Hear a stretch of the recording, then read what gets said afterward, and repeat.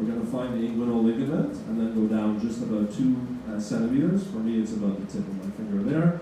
So we're going to go right on that. You see that my hand has to go into some internal rotation. For some people, it may not be super comfortable. And we're going to try to find R1 and R2. So you're watching to see how the patient's reacting, how it feels. You want to find the neutral zone initially, and then R1 and R2. Okay?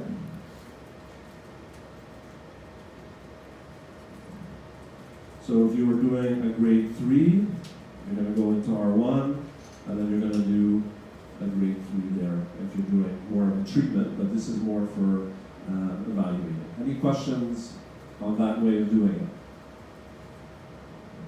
it? Okay? So another way of doing it, what we're looking for here also is watching that the SI and the pelvis doesn't move, right? So this should be a little bit lifted. Sorry, I forgot about that part. And so we're going to try to, instead of stabilizing, we can also use 2 hands on the thigh. So you're going to get into the joint. Real close. And you can do a posterior glide like this. So R1, R2, neutral zone, R1, R2. Okay, so that's a posterior glide. Any questions on that? Yeah. So that you're getting as close up into the joint as possible. Oh, sorry. The hand placement, so if you're using 2 hands, you're going to just get up basically as close as you can to that joint line. Okay. Good. So that's the posterior glide for flexion and internal rotation as well. If you're doing an anterior glide, we can also do the 2-handed technique, so I'll show that right away before getting her on her stomach. So if you're doing the 2-handed technique, you're going to be in the exact same position. Good posture, and then you're going to try to come up. So, neutral zone R1, R2. And you're just feeling for the quality of the movement, the range, if there's any pain. And you always want to make sure it's happening at the actual joint, right? You're looking to make sure that it's not happening at the back, there's nothing happening anywhere else. So now if we're going to try to do the exact same thing by stabilizing the pelvis, we're going to have the patient turn over on their stomach. So we can take a pillow.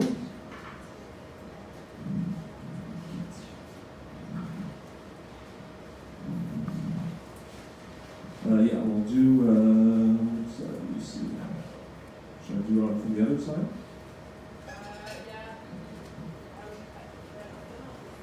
For the cultural, okay. So we're going to put this underneath your stomach.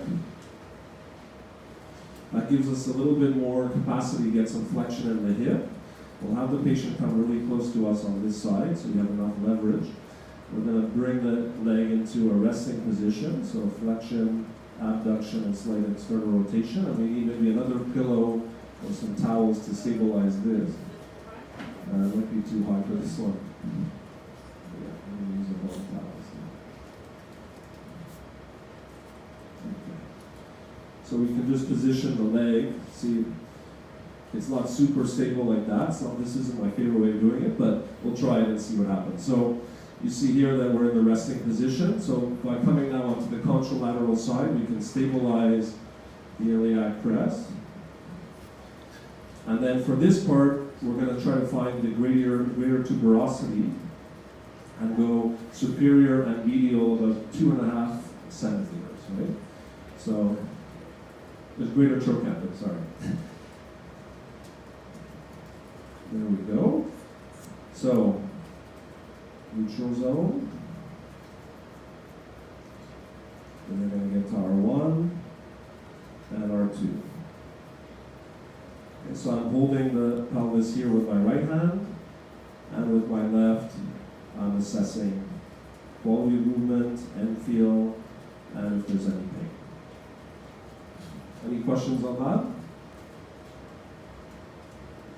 Okay. Okay, so there's two different ways to do that. You guys can choose which one you feel more comfortable doing. For larger thighs and smaller hands, sometimes the two-handed technique may be easier, but it depends on each person. They'll have to try them out. In terms of inferior glide now, this one is for flexion, right? You're doing it's extension.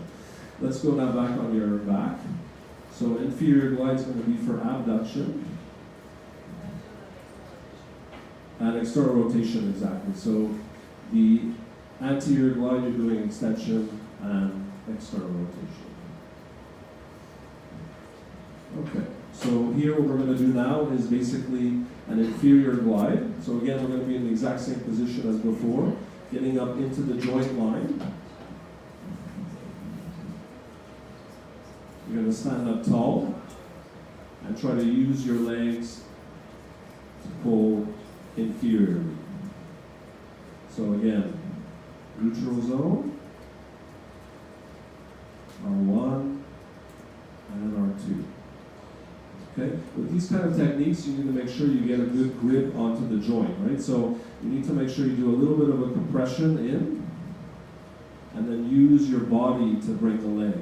If I'm using just my arm, it's going to get tiring. Okay. In terms of table height, it should be around mid-thigh.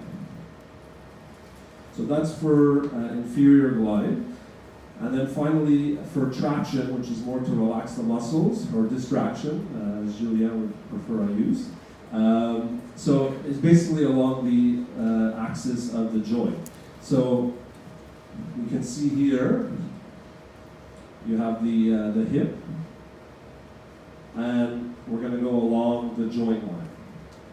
So it's going to be posterior, lateral, and inferior, along the mechanical axis of the joint. Any questions about that direction? So for this one, we're going to bring the bed up a little bit.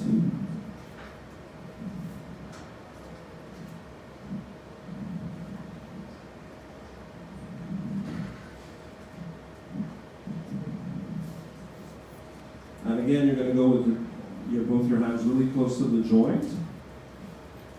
You can do it underneath and pull posterior, inferior, and lateral. So you're imagining that mechanical axis and feeling for the R1 and R2. The other way to do it is bringing the leg up higher and coming along the front.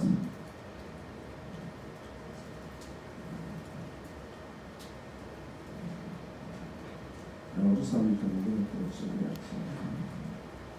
That's as high as it goes. So you can come around to the front part of the leg. I'm just going to take this away from that. Try to maintain that angle. And you're getting right at that joint line. And you're going to go into more of a posterolateral inferior direction. So again, you've got to make sure you're compressing. You want to make sure you maintain a little bit more of that abduction, And you're going to go and try to pull into that R1, R2, and feel for the movement. Okay? So this one's a bit more active. You see I'm getting a little hot, and you're in a lunge position, okay? So when you're doing this, you can evaluate it like that, but treating it, you may need to use other kinds of techniques, right? So treating it, you may need to use a belt. We're not going to go through that today, but that's something you'll learn down the road.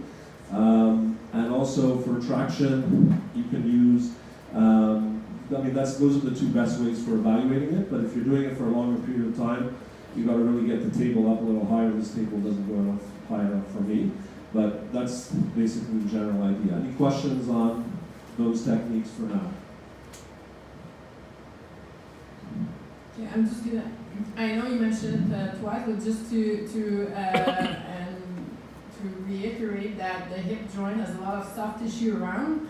So don't just compress the soft tissue before, so that you don't think that the neutral zone is bigger than what it should be, okay, or you're getting the wrong information. So compress tissue first before you start assessing your neutral zone R1, R2, and do practice treatment as well, in the sense of initially find your neutral zone, R1, R2, assess the end field, so do your assessment technique, but then afterwards I want you to